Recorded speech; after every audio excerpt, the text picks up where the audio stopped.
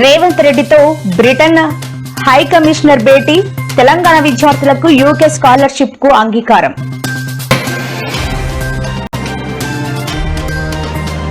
పేదల ఇళ్ల పట్టాల రద్దు చేస్తున్నారంటూ వైఎస్ జగన్ తీవ్ర విమర్శలు. రిజిస్ట్రేషన్ చేసిన స్థలాలను వెనక్కి తీసుకునే అధికారం ఎవరిచ్చారని సూటి ప్రశ్న.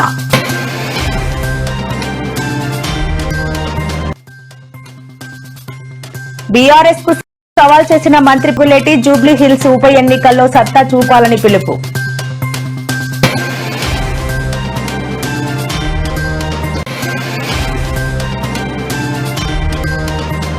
పార్టీ మార్పుపై స్పందించిన కోమటిరెడ్డి రాజగోపాల్ రెడ్డి, మంత్రి పదవి రానందుకు అసంతృప్తి అనడం అవాస్తవమని వ్యాఖ్య.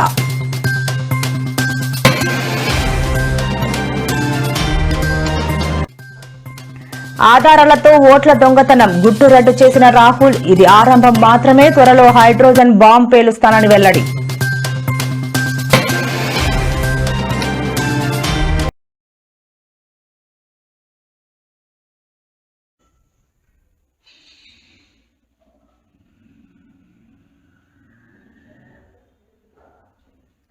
తెలంగాణ విద్యార్థులకు ఉన్నత విద్యను మరింత చేరువ చేసే దిశగా రాష్ట్ర ప్రభుత్వం ఒక ముఖ్యమైన ముందడుగు వేసింది. యూకే ప్రభుత్వం అందించే చెవెనింగ్ స్కాలర్షిప్ ను రాష్ట్రంలోని ప్రతిభావంతులైన విద్యార్థులకు అందజేయడానికి బ్రిటన్ అంగీకరించింది. ముఖ్యమంత్రి రేవంత్ రెడ్డితో జరిగిన సమావేశంలో భారత Britain high commissioner Lindy Cameron ఈ హామీ ఇచ్చారు. గురువారం జూబ్లీహిల్స్ లోని ముఖ్యమంత్రి నివాసంలో ఈ సమావేశం జరిగింది. కో ఫండింగ్ ప్రాతిపదికన ఈ స్కాలర్షిప్లను అందించడానికి ఆమె సముఖత వ్యక్తం చేశారు.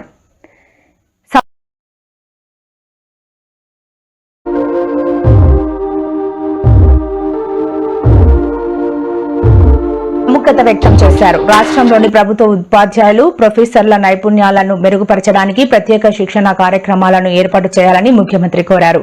దీనికి లిండీ కామెరాన్ సానుకూలంగా స్పందించారు.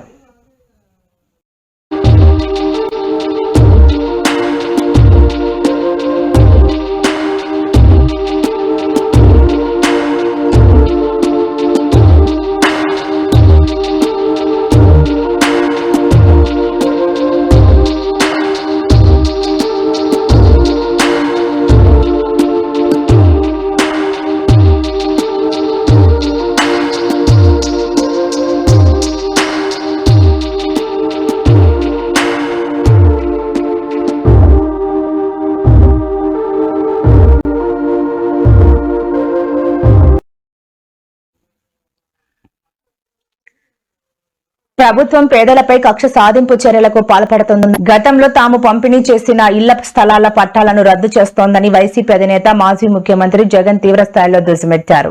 పేద అక్క చెల్లెమ్మలకు రిజిస్ట్రేషన్ చేసి మరీ ఇచ్చిన ఇళ్ల స్థలాలను రద్దు చేసే అధికారం మీకు ఎవరిచ్చారు? వాళ్లు ఇల్లు కట్టుకునేలా అండగా నిలబడాల్సింది పోయి మా హయాంలో ఇచ్చిన స్థలాలను లాక్కుంటారా, వారి ఉసురు పోసుకుంటారా అంటూ ప్రభుత్వంపై ప్రశ్నల వర్షం కురిపించారు.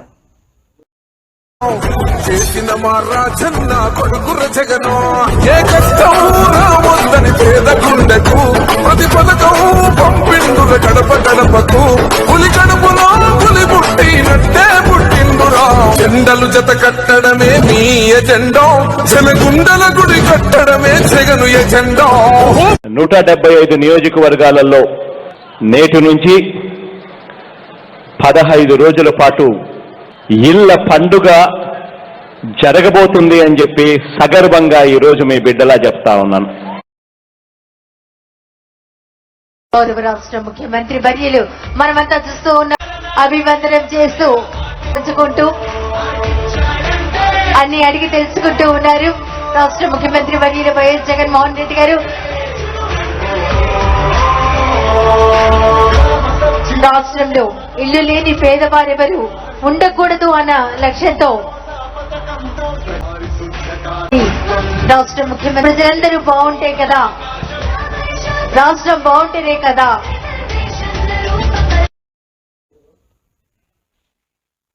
బీఆర్ఎస్ వర్కింగ్ ప్రెసిడెంట్ కేటీఆర్ పై రాష్ట్ర రెవెన్యూ గృహ నిర్మాణ శాఖ మంత్రి పొంగులేటి శ్రీనివాసరెడ్డి తీవ్రస్థాయిలో విరుచుకుపడ్డారు. ముందు తన ఇంటిని, పార్టీని చక్కదిద్దుకోవాలని హితవు పలికిన ఆయన రానున్న జూబ్లీహిల్స్ ఉప ఎన్నికల్లో బీఆర్ఎస్ సత్తా ఏమిటో చూపించాలని సవాల్ విసిరారు.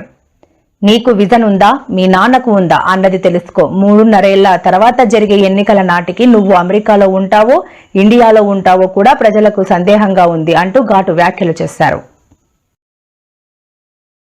ఆయనే ముక్కు నేలకు రాసినా సాధించలేకపోయాడు. మీ నాయనే ఇదే పాలేరు నియోజకవర్గానికి వచ్చి 3 సార్లు ముక్కు నేలకు రాసినా ఏమీ చేయలేకపోయాడు. నువ్వంతా బచ్చాగాడు. ప్రజలు ఏమీ చేయలేకపోయాడు. నువ్వంతా బచ్చాగాడు. 3 సార్లు ముక్కు నేలకు రాసినా ఏమీ చేయలేకపోయాడు. నువ్వంతా బచ్చాగాడు. ప్రజల తీర్పు ముందు, ప్రజల దీవెళ్ల ముందు అహంకార పూరితమైన మాటలు ఏదైతే ఉందో ప్రజలు 2 సార్లు బుద్ధి చెప్పారు. 3వసారి కూడా బుద్ధి చెప్పడానికి సిద్ధంగా ఉన్నారు. తర్వాత నా మీద నువ్వు నిలబడతావా లేకుంటే నీ మీద బచ్చాగాన్ని పెట్టి మళ్ళీ ఈ పార్టీ గెలిపిస్తుందా? 3.5 సంవత్సరాల తర్వాత అసలు నిజంగా నువ్వు ఈ ఇండియాలో ఉంటావా? బ్యాగు సంచి సర్దుకొని విదేశాలకు చెక్కుతావా? ఇదంతా తెలంగాణ ప్రజలు నిర్ణయించడానికి సిద్ధంగా ఉన్నారు.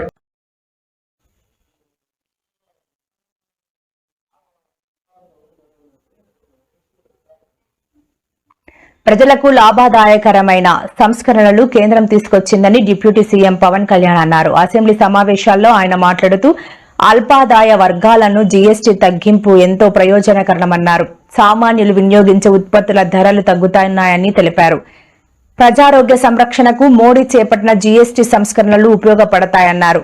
ప్రజారోగ్యానికి జీఎస్టీ సంస్కరణలు రక్షణగా ఉంటాయని తెలిపారు. రాష్ట్ర అసెంబ్లీ సంపూర్ణ మద్దతు ఇచ్చిందని పవన్ కళ్యాణ్ పేర్కొన్నారు. గౌరవనీయుల సభాపతి గారికి కృతజ్ఞతలు తెలియజేసుకుంటాం. గౌరవ ముఖ్యమంత్రి గారికి కూడా నమస్కారం తెలియజేసుకుంటాం. జిఎస్టి సంస్కరణ మీదుగా ఆంధ్రప్రదేశ్ శాసనసభ జరుగుతున్న ఈ చర్చలో భాగంగా ఈ దేశంలోని ప్రతి పౌరునికి ప్రత్యక్షంగాను పరోక్షంగాను లబ్ధి కలిగించే ఒక చారిత్రాత్మకమైన దిశానిర్దేశకమైన అంశంపై నేను ప్రకటన చేస్తాను. అధ్యక్ష, గౌరవ ముఖ్యమంత్రి శ్రీ నారా చంద్రబాబు నాయుడు గారి సూచనల మేరకు ఈ సమిష్టి నిర్ణయానికి మన రాష్ట్రం ఒక నిర్మాణాత్మక సహకారం అందించింది. ఇటీవల కాలంలో జిఎస్టి పన్నుల విధానంలో చోటు చేసుకున్న అతిపెద్ద సంస్కరణలలో ఒకదానికి రాష్ట్ర ప్రతినిధిగా బాధ్యత వహించడం నాకు చాలా గర్వకారణంగా ఉంది. గౌరవ ప్రధానమంత్రి శ్రీ నరేంద్ర మోదీ గారు 2025 ఆగస్టు 15న 79వ స్వాతంత్ర దినోత్సవ సందర్భంగా ఎర్రకోట నుండి చేసిన జిఎస్టి 2.0 సంస్కరణల చారిత్రాత్మక ప్రకటన దేశ ప్రగతికి బాటలు వేస్తూ ఉంది. ఈ సంస్కరణలను ముందుండి నడిపిన గౌరవ కేంద్ర ఆర్థిక మంత్రి శ్రీమతి నిర్మలా సీతారామన్ గారి కృషి ప్రత్యేకంగా అభినందనీయం. జిఎస్టి మండలి 56వ సమావేశంలో వాటిని ఆమోదించింది.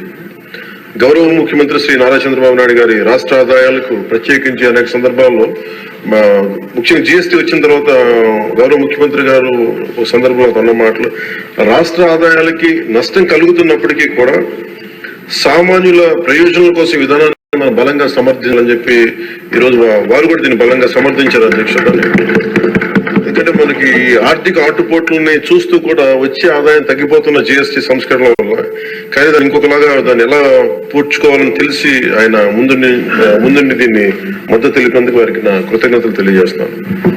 ఈ చారిత్రాత్మక సంస్కరణలకు మద్దతు తెలిపిన తొలి రాష్ట్రంగా నిలిచింది నారా చంద్రబాబు నాయుడు గారి నాయకత్వంలోని ఆంధ్రప్రదేశ్ ప్రభుత్వం.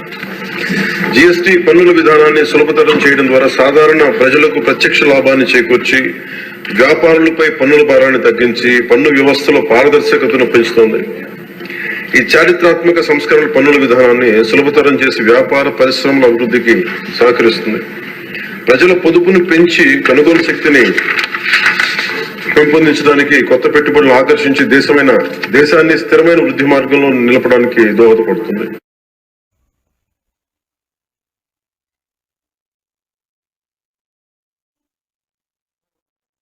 తాను పార్టీ మారుతున్నట్లు, కొత్త రాజకీయ పార్టీ పెట్టబోతున్నట్లు గత కొంతకాలంగా జరుగుతున్న ప్రచారంపై మునుగోడు ఎమ్మెల్యే కాంగ్రెస్ నేత కోమటిరెడ్డి రాజగోపాల్ రెడ్డి స్పందించారు. ఈ ఊహాగానాలన్నిటినీ ఆయన తీవ్రంగా ఖండించారు. అవన్నీ అవాస్తవాలని, ప్రజలు ఎవరు నమ్మవద్దని విజ్ఞప్తి చేశారు. గురువారం మీడియాతో మాట్లాడిన ఆయన తనపై సోషల్ మీడియాలో కొందరు పనిగట్టుకుని దుష్ప్రచారం చేస్తున్నారని ఆరోపించారు.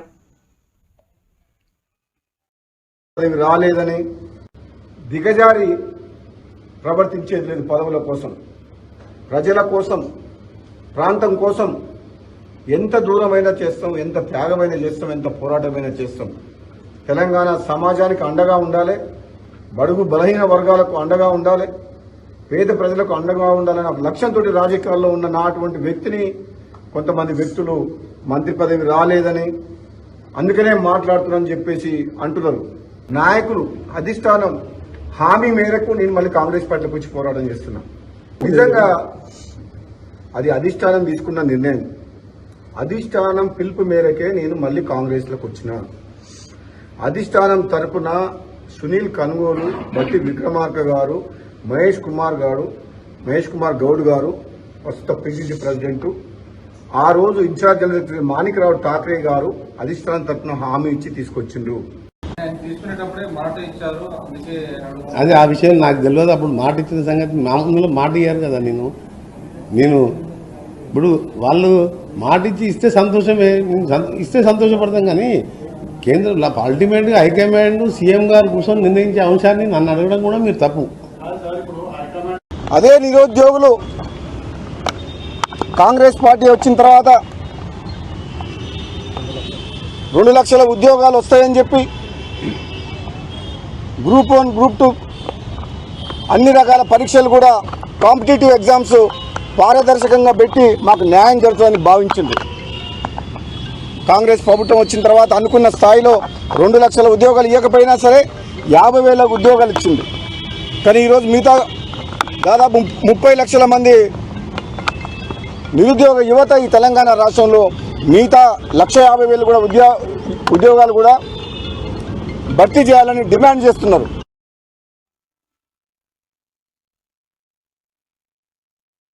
బతుకమ్మ పండుగ నేపథ్యంలో తెలంగాణ భవన్లో బతుకమ్మ సీడీ ఆవిష్కరించారు. ఈ కార్యక్రమానికి ఎమ్మెల్యేలు సబితా ఇంద్రారెడ్డి, సునీత లక్ష్మారెడ్డి, కోవా లక్ష్మి, మాజీ మంత్రి సత్యవతి రాథోడ్, మాజీ ఎంపీ మాలోతు కవిత, మాజీ ఎమ్మెల్యే పద్మ దేవేందర్ రెడ్డి, సీనియర్ నాయకురాలు తులా ఉమా, ఎమ్మెల్సీ దేశపతి శ్రీనివాస్ హాజరయ్యారు. ఈ సందర్భంగా పద్మ దేవేందర్ రెడ్డి మాట్లాడుతూ బతుకమ్మ పండుగను కేసీఆర్ గొప్పగా నిర్వహించారు. ఈసారి 3 బతుకమ్మ పాటలు ప్రత్యేకంగా రాయించారని ఆమె పేర్కొన్నారు.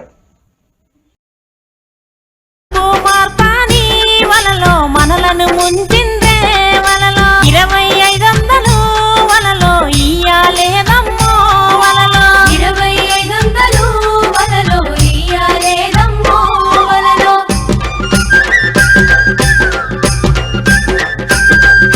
తులము బంగారం వలలో గాలి మాటలే వలలో తులము బంగారం వలలో గాలి మాటలే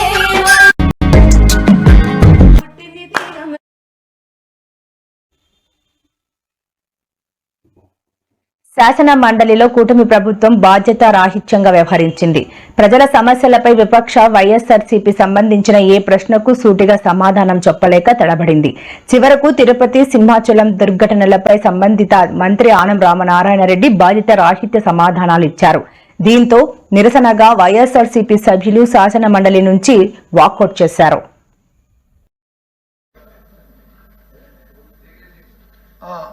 శ్రీమన్నారాయణ స్వామి వెంకటేశ్వర స్వామికి మీద ఉన్న భక్తులు హైందూ ధర్మాన్ని కానీ హిందూ ధర్మానికి కానీ అందరూ కూడా ఆయన కొలుచుకుని ఆయన తాలూకు ప్రజల తాలూకు మనోభావం సంబంధించిన అంశం చాలా సున్నితమైనది. ఎంత తక్కువగా మాట్లాడుకుంటే అంత మంచిది, ఎంత పవిత్రంగా మనం అంశాన్ని మనం డిస్కస్ చేసుకుంటే అంత మంచిది. కానీ మా సోదరుడు సీనియర్ మంత్రి గారు మరి ఎందుకోసమో దాన్ని అంశాన్ని పక్కన పెట్టి కొత్త అంశాలను ఎత్తి తీసుకురావడం అనేది చాలా దురదృష్టం, అప్రస్తుతం కూడా. అది అంశం ఎందుకు వచ్చింది చర్చలోకి సభ్యులు అడుగుతూ కూర్చున్నప్పటికే మనం ఎందుకంటే చాలా పవిత్రమైంది. ఏ భక్తులు కూడా దీని గురించి మాట్లాడలేదు. అంతా మరి మీకు వచ్చి ఈరోజు బాధ్యత లేకుండా ఈ విధంగా మాట్లాడడం సమంజసమా? చాలా దురదృష్టం అధ్యక్ష. ఈ చర్చ ఈ హౌస్లో జరగడం ఈ ప్రజల మనోభావాలకు సంబంధించిన అంశం పూర్తిగా కూడా మేము దాన్ని ఖండిస్తున్నాం. మంత్రి గారు మాట్లాడే ప్రతి అంశాన్ని కూడా ఈ నేపథ్యంలో దీన్ని పూర్తిగా ప్రభుత్వం బాధ్యత వహించాలి, మంత్రి గారు బాధ్యత వహించాలి. మరి మంత్రి గారు మాట్లాడిన బాధ్యత వహించాలని మేము డిమాండ్ చేస్తున్నాం. ఇలాంటి దుష్ట సాంప్రదాయాలు ఇలాంటి పరిస్థితులు జరగకూడదని చెప్పని మేము ఈ సభ నుంచి వాకౌట్ చేస్తున్నాం అధ్యక్ష. నమస్కారం అధ్యక్ష. నమస్కారం అధ్యక్ష.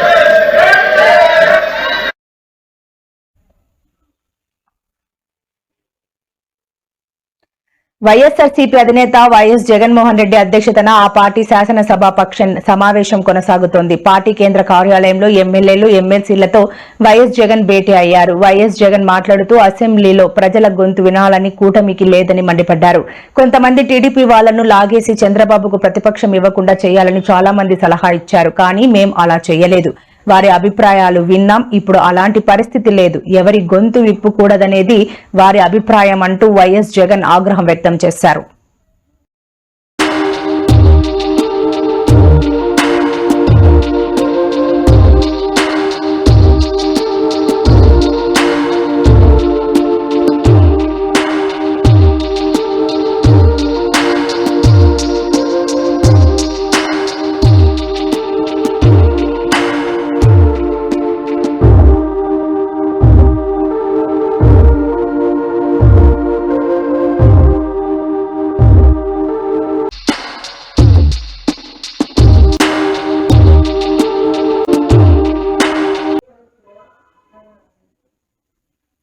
ఆంధ్రప్రదేశ్ శాసన మండలిలో రైతుల సమస్యలపై చర్చకు వైఎస్ఆర్సీపీ పట్టుబడుతోంది. రైతుల సమస్య యూరియా అంశాలపై చర్చించాలంటూ వైసీపీ వాయిదా తీర్మానాన్ని మండలి చైర్మన్ కొయ్యో మోషన్ రాజు తిరస్కరించారు. విపక్ష సభ్యులతో అధికార సభ్యులు వాగ్వాదానికి దిగడంతో గందరగోళం నెలకొంది. ఈ ఆందోళనల నడుమ మండలిని కాసేపు చైర్మన్ వాయిదా వేశారు. అయితే రైతాంగం సమస్యలపై చర్చించేందుకు తాము సిద్దమని, ఆ చర్చ రేపు నిర్వహిస్తామని మంత్రి అచ్చెన్నాయుడు తెలిపారు. దీంతో శాసన మండలి విపక్ష నేత బొత్స సత్యనారాయణ అభ్యంతరం వ్యక్తం చేశారు. మండలిలో రైతాంగ సమస్యలపై చర్చించాలని వైఎస్ఆర్సీపీ సభ్యులు నినాదాలు చేశారు. యూరియా కొరత, రైతు సమస్యలపై చర్చకు పట్టుబట్టారు.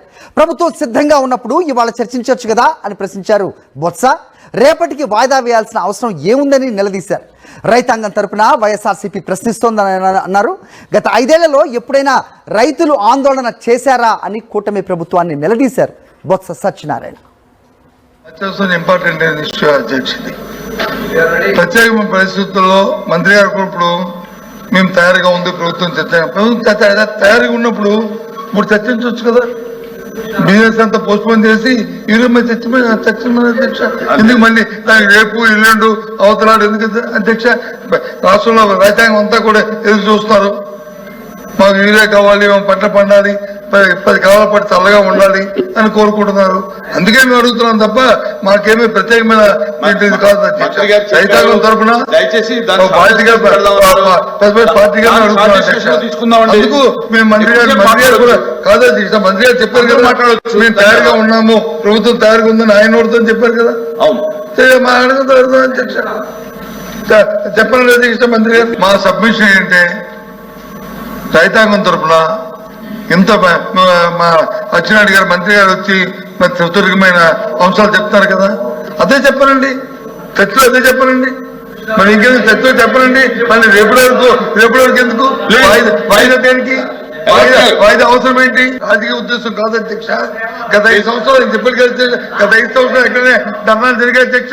5 సంవత్సరాలు ఎక్కడ క్యూలు ఉన్నాయి అధ్యక్ష. 5 సంవత్సరాలు పోలీసు జులుము వచ్చిందా అధ్యక్ష? ఎందుకు వచ్చినప్పుడు ప్రభుత్వం భయపడే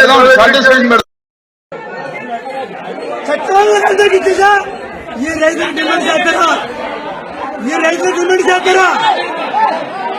ఆ గవర్నమెంట్ కు బంధించి కనిపిస్తే మాకు బాగున్నా ఏదో బాగు ఇంత గవర్నమా మీడియా అంతా ఉంది. మీడియా అంతా ఉంది అక్కడ. మీడియా అంతా నాపండి. మీడియా అంతా నాపండి. మీడియా అంతా నాపండి. మీరు మీడియా అంతా నాపండి. మీడియా అంతా నాపండి. దేశంలో వ్యవస్థీకృతంగా ఓట్లు దొంగతనం జరుగుతోందని ఈ కుట్రకు పాల్పడుతున్న వారిని సాక్షాత్తు ప్రధాన ఎన్నికల కమిషనర్ సిఈసి జ్ఞానేష్ కుమార్ కాపాడుతున్నారని రాహుల్ గాంధీ సంచలన ఆరోపణలు చేశారు. ఢిల్లీలో మాట్లాడుతూ ఓటర్ల జాబితా నుంచి పేర్లను ఎలా తొలగిస్తున్నారో ఆధారాలతో వివరించారు. గతంలో తాను చెప్పినట్లుగా త్వరలోనే హైడ్రోజన్ బాంబ్ లాంటి బలమైన సాక్ష్యాలను బయటపెడతానని రాహుల్ గాంధీ స్పష్టం చేశారు. ఈ రోజు చూపించింది కేవలం దాని ట్రైలర్ మాత్రమేనని, అసలు విషయం ముందుందని ఆయన పేర్కొన్నారు. Example number 1, lady called Godabai. Someone created fake logins, deleted 12 voters, attempted to delete because then this was stopped. Godabai, of course, has no idea. Can you show us what Godabai has to say about this? Election time ಈಗ ನಾ ಅರ್ಜಿ ಹಾಕಿಲ್ಲ, ನನಗೆ ಅದಕ್ಕೆ ಸಂಬಂಧ ಇಲ್ಲ. ಅದು ಯಾರು ಹಟ್ಟಿ ಕಿಚ್ಚಿ ಯಾರು ಹಾಕ್ಯಾರ ನನಗೆ ಗೊತ್ತಾ ಇಲ್ಲ. So she has no idea to disturb the process. Now these are questions that arise. Election Commissioner of India is protecting the people who have destroyed Indian democracy. I'm also going to show you Punjab Sindh Gujarat Maratha Dravida Utkal बंगा जय जय जय जय हे. ये H bomb तो नहीं है, H bomb आ रहा है, हाइड्रोजन बॉम्ब आ रहा है. Here is